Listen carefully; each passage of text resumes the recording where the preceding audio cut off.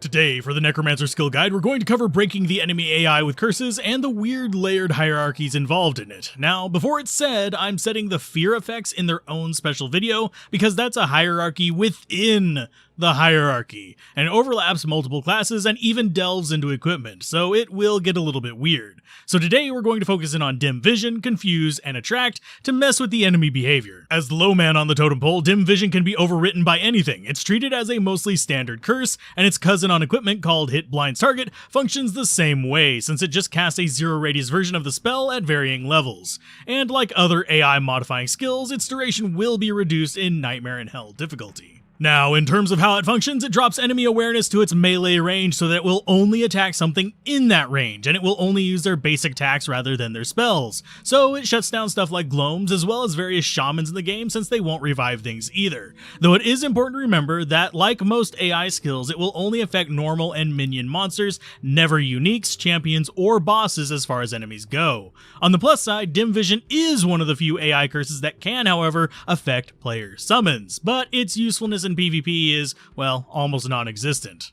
Another important factor of blind that most people forget is that it's not an AI interrupt, it's just an AI modifier, so the monster will still attempt to perform its last queued action, such as moving to a location to attack someone there. So you generally do want to be mobile and put things in the blinded monster's way to interrupt their AI pathing and force it to refresh its action set. Confuse works much the same way in that the creature will continue its last action until its AI hits a refresh point, but will then begin acting out the behavior of the confused beast. Specifically, it can target any nearby entity, friend, or foe, and will treat them all as enemies, which for most enemies means they'll just attack the closest target. And just like when becoming confused, if a monster loses confuse and is between AI checks, it will continue that action until it's reset as well. As far as where it sits in the AI modifying totem, it cannot be overwritten by dim vision, fear effects, attract, taunt, or itself, which means yes, you have to wait for confuse to expire before you can reapply it, so it's not going to be easy to extend it in length,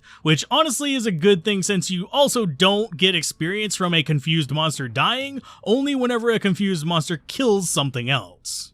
That said, one nice aspect of this, compared to conversion effects like what are found on the Paladin and Assassin, is that the monsters under the power of Confuse will not get player auras, so you don't have to worry about the 2 seconds of potential pain after you lose your curse on them. And of course, they still get ticked down by stuff like Holy Fire, and just to be clear, the spell does not work on player summons since it is a question that comes up quite often in these. And unfortunately, or fortunately depending on your perspective, neither does our curse attract, which sits as a sort of cap on the AI curse totem since it cannot be overwritten by anything, not even itself. So the AI shift will function very similar to Confuse, where you have to wait for it to expire and then reapply it. Now, as far as how it works, Attract is a single target AI curse that, again, will only affect normal or minion monsters just like any other AI curses. And being a single target generally means you want to actively click on the enemy you would like to be under its effect, though it does have an auto-target radius in case you need it, resulting in the target closest to the cursor being hit by it. Now, when placed on an enemy, Attract will essentially turn that enemy into a potential target for any friend or foe nearby, making it them against the world. And while in general Confuse is preferred for crowd control, Attract does have a few advantages, such as not having the experiments shenanigans of Confuse, so you get experience regardless of what dies. It also is useful for focusing down more annoying enemies rather than just making a chaos cluster. Plus, it won't get shut down by any other curses in case you have a mercenary casting, say, Decrepify.